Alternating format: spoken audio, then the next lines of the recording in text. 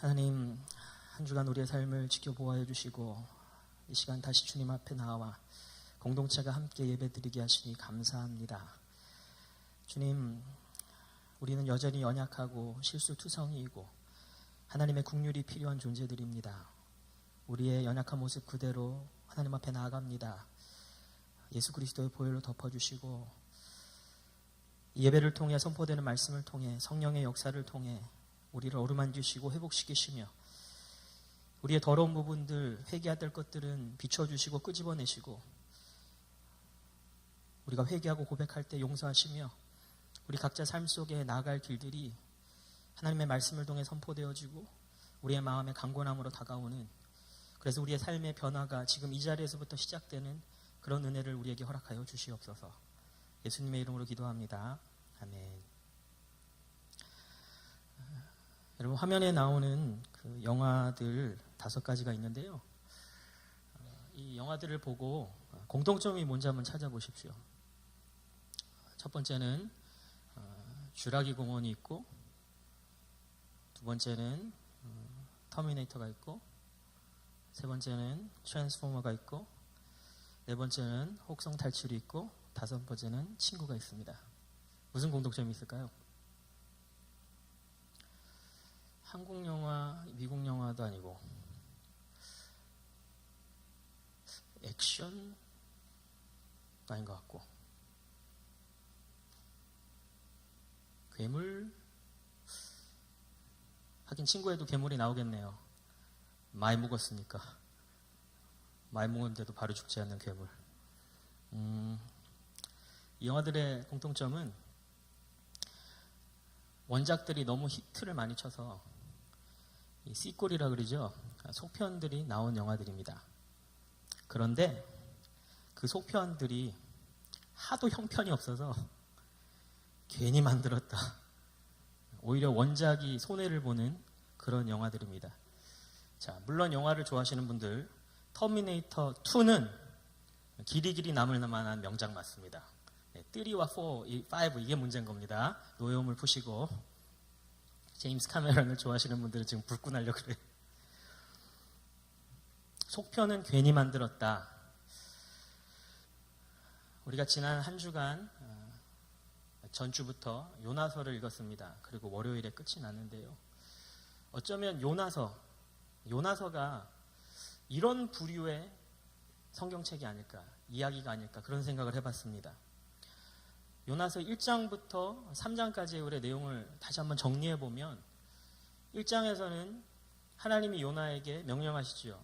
저 니누에에 가서 니누에 백성들에게 말씀을 전하라고, 쟤네들 너무 범죄가 심해서 지금 심판해야겠다고 말씀을 전하라고 명령하십니다. 그런데 요나가 가지 않습니다. 가기 싫었습니다. 왜 가기 싫었습니까? 니누에 사람들은 하나님의 말씀을 받을 자격조차 없어 보이는 너무 잔인하고 끔찍한 정말 악종 중에 악종이라고 생각하지 않았습니까? 요나도 충분히 그런 마음을 가지기에 우리가 욕할 수 없습니다. 오늘날로 치면 최근 들어서 그 조두순 씨 사건인가요? 그 8살밖에 안 되는 여아를 교회 화장실에서 성적으로 폭행을 하고, 그런데 그 형량을, 그 죄의 대가를 너무 조금 받아서 사회적으로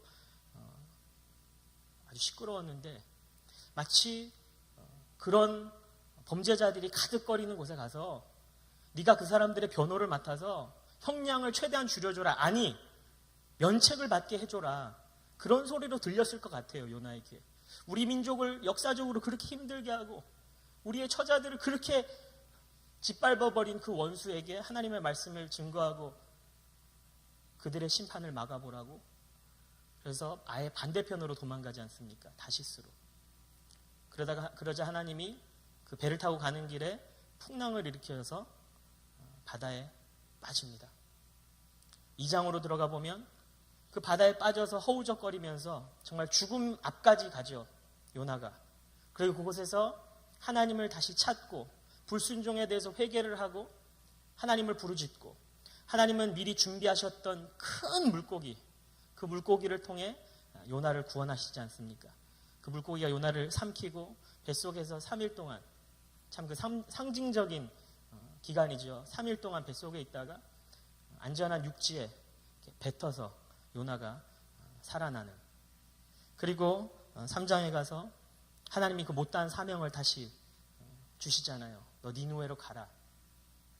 그래서 정신 차린 요나가 니느웨로 가서 하나님의 말씀을 선포하고 그 니느웨 사람들이 그 말씀을 듣고 왕부터 모든 사람들이 회개를 해서 결국은 하나님의 심판이 임하지 않는 니느웨 사람들의 구원이 이루어졌습니다. 요나서는 사실 여기서 끝이 나야 됩니다. 그래야지 감동이나 은혜가 충만한 그런 스토리가 될 것 같습니다. 그런데 마치 원작의 속편이 남아있는 것처럼 오늘 우리가 읽었던 요나서 4장은 이거 괜히 추가됐다. 그런 느낌으로 다가오잖아요. 오늘 4장도 보면 1절에서부터 요나가 너무 불만이 많습니다. 자기가 순종해서 말씀을 증거함으로 니느웨 사람들이 심판을 면했음에도 불구하고 저런 사람들이 왜 구원을 받냐고 따지듯이 나옵니다. 하나님한테 삿대질하고.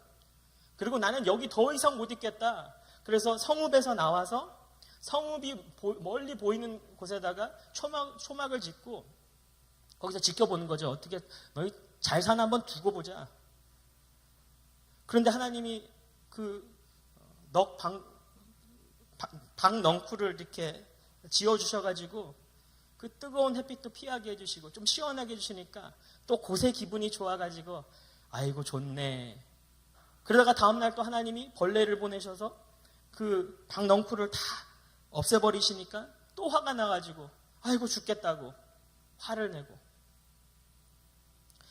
마치 정신을 덜 차린 것 같은 요나. 바다에 한 번 더 빠뜨려야 될 것 같아요.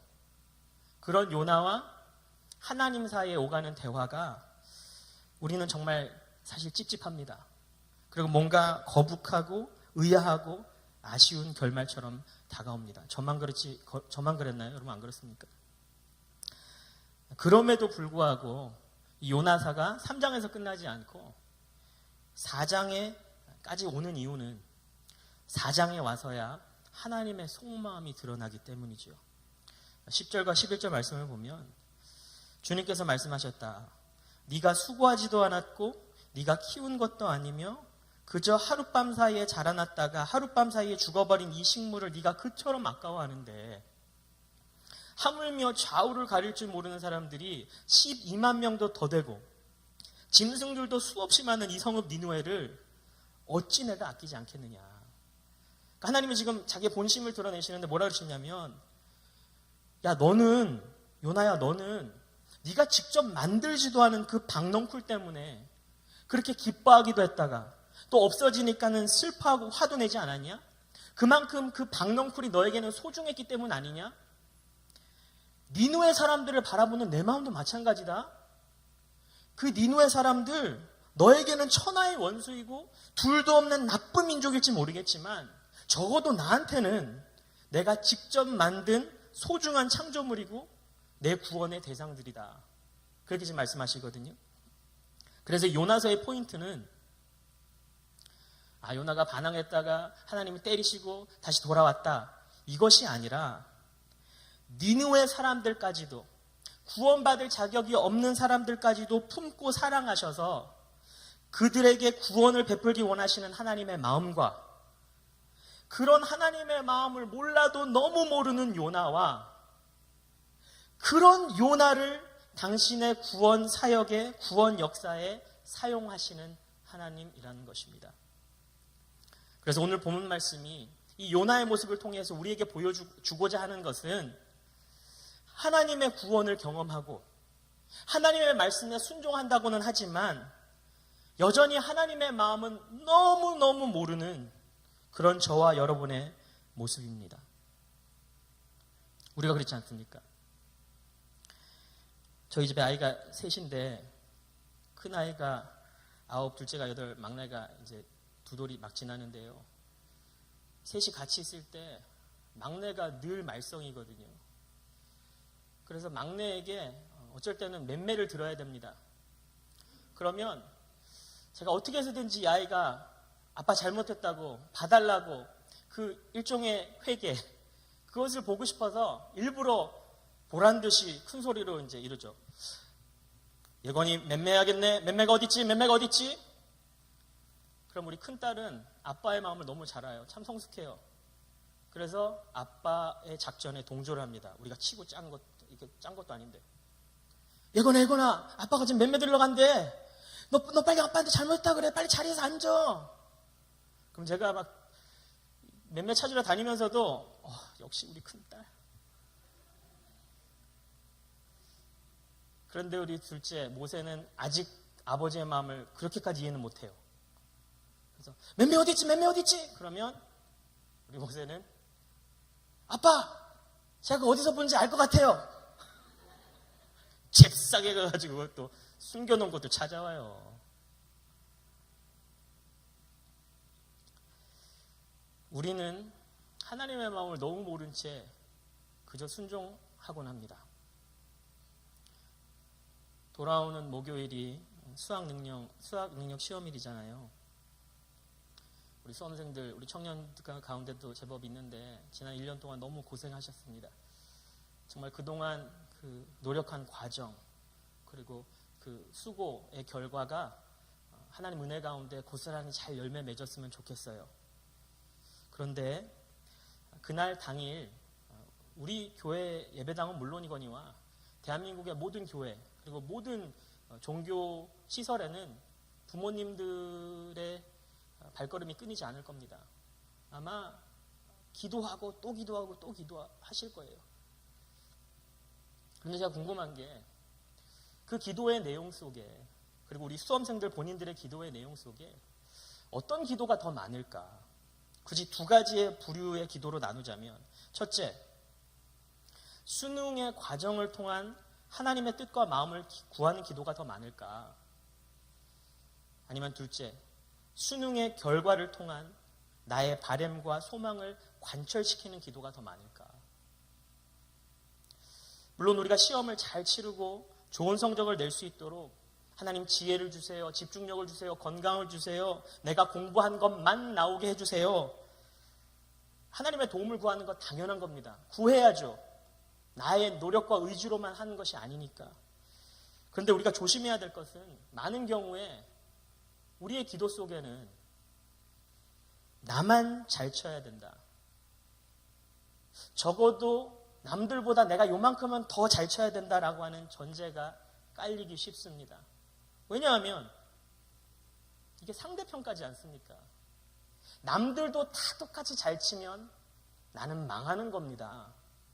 결국 누군가는 잘 치고 누군가는 못 쳐야 되는데 누군가는 붙고 누군가는 떨어져야 되는데 내가 전자가 돼야 되고 다른 누군가가 후자가 되어야 된다. 그것이 깔려있는 기도가 되기 쉽지 않습니까? 꼭 수능뿐이겠습니까? 우리 취업도 그렇고 연애도 그렇고 결혼도 그렇고 우리 어제도 우리 이슬청년회 결혼식이 있었는데 그 결혼하는 커플을 보면서 마냥 축복이 나왔습니까? 아니면 아이고 옵션 하나 또 나갔네. 그 다음은 내가 돼야 되는데.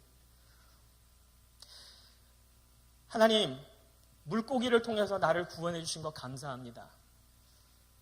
그런데 나를 통해서 니느웨 사람들을 구원하시는 건 열받습니다. 어쩌면 요나의 모습이 우리의 진짜 모습이 아닌지 모르겠습니다. 이 속편 때문에 원작이 손해를 보는 구약의 이야기가 요나서라면 신약 성경에는 탕자의 비유가 있지 않습니까? 참 그 이야기도 속편 때문에 망한 것 같이 보이지 않아요?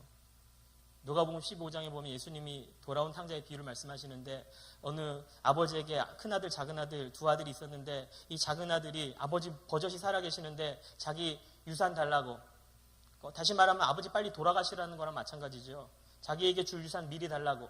그래서 그걸 받아내가지고 먼 곳으로 떠나가지고 흥청망청 마음껏 쓰다가 다 잃어버리고 아이고 내가 정말 아버지 집에 돌아가서 종으로라도 일하면 이거보단 낫겠네. 그래서 돌아왔는데 아버지가 그 아들을 달려가서 끌어안고 신발도 신겨주고 반지도 끼워주고 옷도 입혀주고 살찐 송아지 잡아다가 잔치를 막 벌여줬어요. 잃어버렸던 내 아들이 돌아왔다고. 여기서 딱 이 드라마가 끝나야 되는데 또 시퀄, 속편이 남아있는 거예요. 집 나간 아들이 들어오자 아버지가 큰 잔치를 베푸는데 큰아들이 이 이야기의 엔딩을 망치는 것 같잖아요.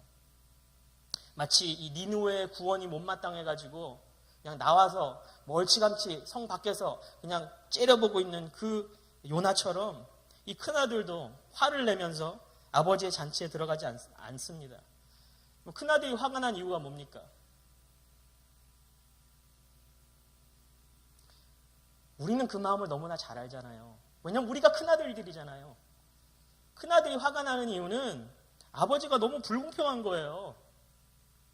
나는 평생을 아버지가 하라는 대로 다 따라했는데 주일 성수하라 그래서 일요일 2시 20분이면 꼬박 여기 와서 앉아 있었고 헌금하라 그래서 헌금했고 봉사하라 그래서 봉사했고 단봉가라 해서 단봉 갔는데 나를 위해서는 염소 한 마리 잡아주지 않으시던 양반이 이 완전 말썽꾸러기 이미 유산 받아다가 다 갖다 쓴 이 동생이 돌아왔는데 나랑은 한마디 상의 없이 무조건 받아주고 거기다가 이 살찐 송아지까지 잡아줘. 나는 염소 새끼 본 적이 없는데 게다가 본인이 치러야 되는 재정적인 손실이 얼마나 큽니까?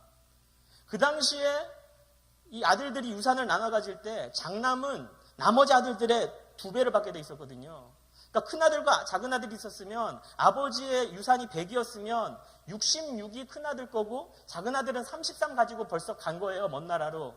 그런데 33 다 쓰고 돌아왔단 말이죠. 근데 아버지가 이 둘째 아들을 다시 아들로 받아준 거예요. 그럼 아버지 유산이 이제 얼마 남은 거예요? 33은 갖다 썼으니까 이제 66.6, 33.3인데 이제 66 남은 거예요. 그럼 나중에 아버지가 진짜 돌아가실 때 이거 66을 다시 또 쪼개야겠죠. 2대1로. 그럼 큰아들은 44, 작은아들은 22 가져가는데 이 작은아들은 이미 33을 가져갔잖아요. 그래서 썼잖아. 그럼 받은 거 33이랑 앞으로 아버지 돌아가시면 받게 될 22 합치면 결국은 자기보다 더 많이 가져가. 44대 55로 작은 아들이 11이나 더 가져가는 거예요. 지금 여기서 공감하는 분들 우리 다 큰아들이에요 지금.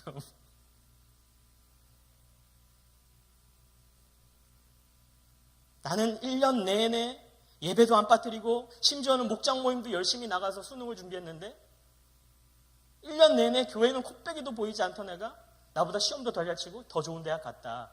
그런 상황인 거죠. 요나의 분노도 마찬가지고요. 우리는 이 큰아들과 요나가 보여주는 그 분노, 그 불만, 거기서 사실은 작은아들 그리고 니느웨 사람들과 똑같은 모습을 발견할 수 있습니다. 큰아들이나 작은아들이나 다를 게 없었다는 거예요. 요나나 니느웨 사람들이나 다를 것이 없었다는 거예요. 두 부류 모두 다 똑같은 마음을 품고 있었는데 똑같은 것을 바라고 있었는데 그것을 성취하는 수단과 방법이 달랐을 뿐이라는 것입니다. 한번 생각해 보세요. 집 나간 아들이 바랐던 그 작은 아들이 바랬던 것 그리고 니느웨 사람들이 추구했던 것은 무엇입니까? 자기 인생, 자기 마음대로 사는 것이죠. 하나님과 단절된 채 그냥 하나님 간섭 안 받고 내 시간, 내 물질, 내 돈, 내 마음대로 쓰는 거예요. 내 하고 싶은 대로 사는 거예요. 아버지의 권위, 하나님의 주권 이런 것들 다 벗어나서 자기 인생 자기가 컨트롤하는 거죠. 그래서 반항, 불순종, 죄와 악 이런 것들을 통해서 성취합니다. 하나님과 무관한 인생을 살아요. 그 결과 하나님과 단절되는 그런 심판을 받지 않습니까? 그럼 요나도 처음에는 그랬고요. 그 가라는 거 가기 싫어가지고 도망갔잖아요. 그런데 집을 지켰던 큰아들은요. 그리고 요나서 3장과 4장에서의 요나는요. 그들이 원했던 건 무엇이었을까요? 그들 역시 자기 마음대로 자기 인생 사는 거였어요. 원했던 것은. 근데 아버지의 권위나 하나님의 주권을 벗어나려고 하는 것이 아니라 오히려 그것들을 자기가 컨트롤하려고 그랬죠. 내가 이만큼 섬겼으니까 하나님은 내게 복을 주셔야 돼. 내가 이만큼 순종했으니까 내 기도에 응답하셔야 돼. 내가 생각할 때 저런 사람들이 구원을 받는 것, 저런 사람들이 복을 받는 것, 이건 공정하지가 않아. 그래서 하나님은 지금 당장 관두셔야 돼. 작은 아들이나 큰 아들이나 니도의 사람들이나 요나나 하나님과 단절되어 있던 것은 마찬가지였습니다. 큰 아들과 요나의 경우에는 몸은 하나님 곁에 있었는지 모르겠지만 마음은 완전히 단절되어 있었죠. 우리가 그것을 어떻게 알 수 있습니까? 하나님의 기쁨에 동참하지 못했잖아요. 지금 하나님의 구원의 역사가 이루어지고 있는 그 니누의 성에 있는 것 자체가 너무 싫었잖아요. 그래서 나왔잖아요. 돌아온 아들이 있는 그 잔치에 들어가는 게 너무 싫어서 들어가지 않고 문 밖에서 그냥 버티고 있었잖아요. 하나님이 기뻐하시는 것에 동참하지 못하는 것이 하나님의 마음과 단절된 거죠. 여러분, 죄라고 하는 것은 단순히 하나님께 반항하고 불순종하는 것이 아니라 내가 하나님의 자리에 앉아서 내가 내 인생의 주인 노릇하는 것 아닙니까? 내 노력과 내 의지로 내 인생을 컨트롤하는 것. 그래서 더 나아가서는 내 섬김과 내 순종으로 하나님까지 컨트롤하려고 그러고 옳고 그른 것, 공정하고 불공정한 것들을 내가 판단하려고 하는 것이지 않습니까? 나에게는 그럴 자격이 있어. 요나의 경우를 보세요. 3절에 주님, 이제는 제발 내 목숨을 나에게서 거두어 주십시오. 이렇게 사느니 차라리 죽는 것이 낫겠습니다. 생명을 주신 분한테 내 인생의 주인 앞에서 차라리 죽는 게 낫겠다고 하나님에게 훈수를 둔다 그러나요? 8절 말씀, 햇빛이 요나의 머리 위로 내리쬐니 그는 기력을 잃고 죽기를 자청하면서 말하였다. 이렇게 사느니 차라리 죽는 것이 더 낫겠습니다. 그냥 심심하면 죽겠다는 타령이에요. 못 살겠다, 미치겠다. 9절 말씀, 하나님이 참다 못 참으셔서 박널꿀이 죽었다고 네가 이렇게 화를 나는 게 옳으냐? 그랬더니 요나가 옳다 뿐이겠습니까? 저는 화가 나서 죽겠는데요. 뒤에 가로 열고 하나님의 반응, 이거 실화냐?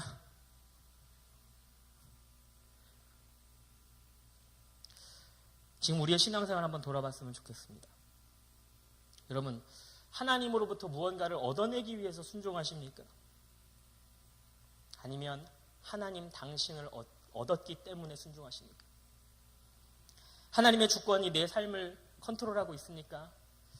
아니면 내가 하나님의 주권마저도 컨트롤하려고 합니까? 정말 무서운 사실은 순종이 하나님과의 단절을 초래하는 도구가 될 수 있다는 겁니다. 우리가 매주일 여기 나와 있는 이 자리, 이 시간, 이 모습이 오히려 하나님과의 단절을 초래하는 도구가 될 수 있다는 것입니다.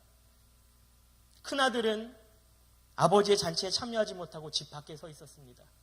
요나도 니누의 성의 구원에 참여하지 못하고 성 밖에 나와 있었습니다. 이들의 공통점은 비록 순종은 했지만 하나님의 마음을 몰라도 너무 몰랐다는 것이죠. 그래서 하나님의 마음을 너무 몰랐기 때문에 하나님이 내리시는 결정, 하나님이 일하시는 방식 자꾸만 마음에 안 드는 겁니다. 그래서 무엇을 하든지 불만이 쌓이고 무엇을 보든지 비판이 앞서는 것이죠. 그러다가 결국 어떻게 됩니까? 하나님의 구원이 임하는 놀라운 그 역사의 현장에서 자기 발로 빠져나와서 하나님의 기쁨에 동참하지 않았습니다. 결과적으로는 자기 스스로 하나님과의 단절을 택해버린 거죠. 그런데 더 놀라운 사실은 그럼에도 불구하고 하나님은 포기하지 않으십니다. 집 밖으로 나와서 그 큰아들을 타이르시죠. 아버지의 마음이 이렇게 기쁘다. 여기 있는 거 다 네 거야. 우리 같이 들어가자. 성 밖에 있는 요나, 그 요나를 찾아오셔서 그 땡볕에 너무 힘들어할 것 같으니까 이 박넝쿨을, 그늘을 만들어 주십니다. 우리가 하나님의 마음을 좀 알아들어야 되지 않을까요? 우리는 어떻게 하나님의 마음을 알아들을 수 있을까요? 간단합니다. 나를 위해 지불된 그 은혜의 대가를 기억하는 것입니다. 나를 위해 지불된 그 은혜의 대가를 기억하는 것입니다. 작은 아들이 돌아왔습니다. 니느웨 사람들이 구원을 받았습니다. 그 구원, 그 도람, 그 기환, 본인들이 한 건 아무것도 없습니다. 그래서 은혜라고 부릅니다. 그냥 아버지가 받아주신 거죠. 그냥 하나님이 벌을 안 주신 거죠. 니느웨 성에. 은혜는 공짜지만 대가는 분명히 치러졌거든요. 요나가 그 니느웨 성까지 가기 위해서 1장에서 2장까지 얼마나 많은 것들을 겪어야만 했습니까? 특히 물고기 뱃속에 있는 동안에 어떤 성경학자들은 뱃속에 있는 동안 분명히 그 물고기의 위산이 차고 넘쳤을 것인데, 물고기가 그만큼 크면 뿜어내는 그 산의 양도 어마어마할 건데, 우리 뭐 염산 테러 이렇게 얘기하잖아요. 물고기의 산을 3일 동안 뒤집어 썼는데 만약에 살아있었다 치더라도 얼굴은 분명히 변형이 되고 기형이 됐을 거다. 피부 다 녹아내리고 그냥 진짜 눈알만 딱 남아가지고 이 뭐라 그러죠? 외계인처럼 아주 그 모습으로 니느웨에 가서 말씀을 전한 그 희생이 없었다면 니느웨 사람들에게 거저주시는 은혜도 없었겠지요. 작은 아들이 그냥 돌아와서 다시 아버지의 아들이 되고 반지도 받고 송아지도 먹고 신발도 신고 다시 유산도 받을 수 있게 된 거는 본인이 한 건 아무것도 없지만 대가는 분명히 있었습니다. 그 대가 어디서 나왔어요? 큰아들이 다 치렀지요.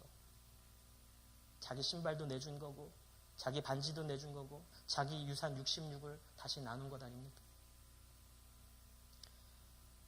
작은 아들에게는 은혜였지만 큰 아들에게는 희생이었습니다. 니느웨 사람들에게는 은혜였지만 요나에게는 희생이었습니다. 마찬가지로 저와 여러분에게도 이 큰아들과 같은 이 요나와 같은 은혜가 임할 수 있도록 대가를 치르신 분이 있다는 것입니다. 마태복음 12장 40절에 보면 자꾸만 사람들이 예수님한테 표적 좀 보여달라고, 당신은 하나님의 아들 맞냐고 자꾸만 귀찮게 하니까 예수님 뭐라 그러시냐면, 요나가 사흘 낮과 사흘 밤 동안을 큰 물고기 뱃속에 있었던 것 같이 인자도 사흘 낮과 사흘 밤 동안을 땅속에 있을 것이다. 요 단서 하나 주시거든요. 마치 요나의 그 사건을 통해서 예수 그리스도의 정체를 알라는 듯이 우리에게도 진정한 큰 아들이 있었는데 바로 예수 그리스도입니다. 우리에게 존귀함을 입히시려고 당신은 옷벗김을 당하셨습니다.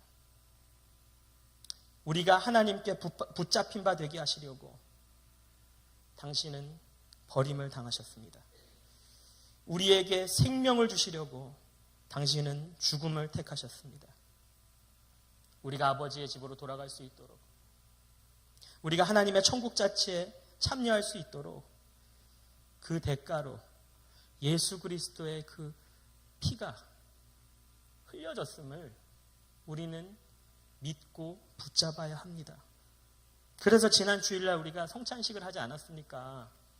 성찬식을 왜 합니까?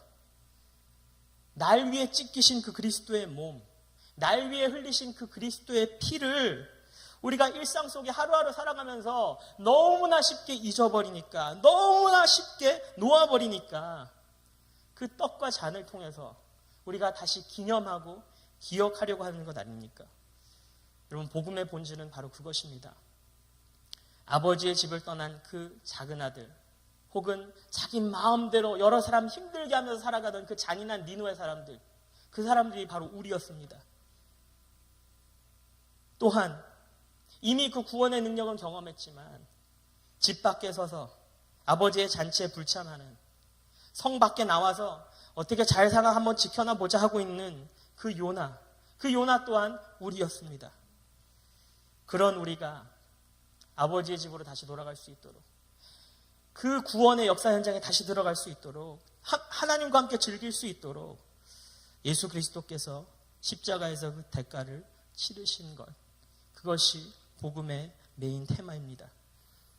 이 복음의 테마를 굳게 믿고 꼭 붙잡음으로 말미암아 하나님의 마음을 이제는 좀 잘 알아들여서 기쁨과 감사와 순종으로 하나님의 잔치에 참여하는 그런 복된 인생 되시기를 주님의 이름으로 축복합니다.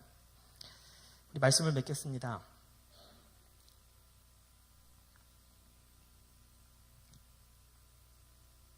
이번 주에 저희 홈스쿨, 저희 집에서 하는 홈스쿨에서 우리 아이들에게 과제를 내줬는데,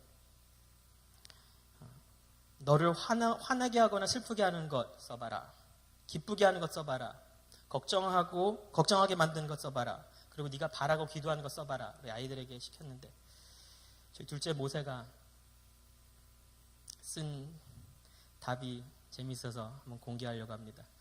또 예배 후에 모세한테 가서 막 이렇게 물어보진 마시고요. 네가 그랬다며? 나를 가장 화나게 하고 슬프게 하는 것. 코피, 비염, 예권이. 나를 가장 기쁘게 하는 것. 음식 만들기, 엄마랑 데이트하기, 예권이. 나를 가장 걱정하게 만드는 것. 예권이가 혼나는 것. 내가 가장 바라고 기도하는 것. 예권이가 예수님을 믿는 것.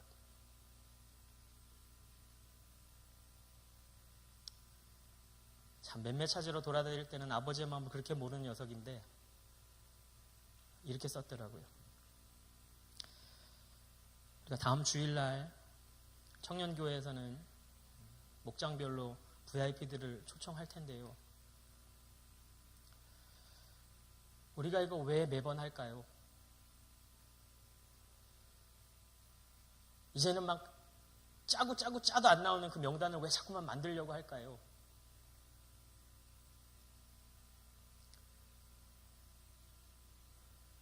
아버지의 마음이 거기 가 있기 때문에 우리도 우리의 마음을 거기에 쏟아보자는 겁니다. 교회에 데리고 나오고 예수를 영접시키고 그걸 바라는 것이 아니죠. 하나님은 마치 저희 둘째가 자기 동생을 늘 생각하면서 슬픈 것도 예권이, 기쁜 것도 예권이, 걱정되는 것도 예권이, 기도 제목도 예권이듯이 우리의 관심을, 우리의 사랑을 하나님이 일부러 심어 놓으신 그 VIP들에게 한번 쏟아보자는 겁니다. 예권이가 모세를 슬프게 한다고 해서 모세가 하는 일이 아무것도 없습니다. 예권이가 엄마한테 혼날 것 같아서 모세가 하는 일 몇몇 찾아주는 겁니다. 그럼에도 불구하고 항상 자기 동생을 품고 있단 말입니다. 엄마 아빠는 그게 너무 고맙다는 말입니다. 우리 청년들 오늘 목장 모임 시간에 다음 주에 초청하고자 하는, 그리고 올 것 같은 그 VIP들에 대해서 서로 나누십시오. 나는 이번에 데려올 사람이 없어. 귀를 싹 닫고 마음을 싹 닫는 게 아니라 내가 데려올 사람이 없으면 이번에는 하나님이 우리 목장 안에 다른 목원을 통해서 누군가를 데려오게 하시는데 그 사람이 나의 VIP이기도 하다. 그래서 그 VIP에 대한 이야기를 들으십시오. 어디 사는 누구고 무슨 일을 하고 있고 이런 환경에서 자랐고 지금 이런 상태에 있고 내가 초대하려는 이유는 이런 것이다. 내 VIP라고 생각하고 나도 거기에 관심을 붓고 함께 기도해야겠다. 그래서 다음 주에 그 VIP가 정말 목장에 왔을 때 나의 VIP로 맞아주십시오. 내가 일주일 동안 함께 기도하고 공유하고 품은 그 내용들을 바탕으로 맞아주십시오. 그날만큼은 목장의 모든 식구들이 예건이 이러듯이 VIP 그냥 쏟아주십시오. 그러면 그 VIP의 마음을 움직이시고 믿음을 주시고 구원을 주시는 것은 하나님 아버지께서 하실 것입니다. 오늘 목장 모임 시간에 내 관심과 내 기도가 하나님께서 바라보시는 그 영혼에게 돌아가는 그런 시간이 됐으면 좋겠습니다. 하나님의 마음을 좀 알아드리고 진정으로 순종할 수 있는 그런 우리의 삶이 되시기를 주님의 이름으로 축복합니다.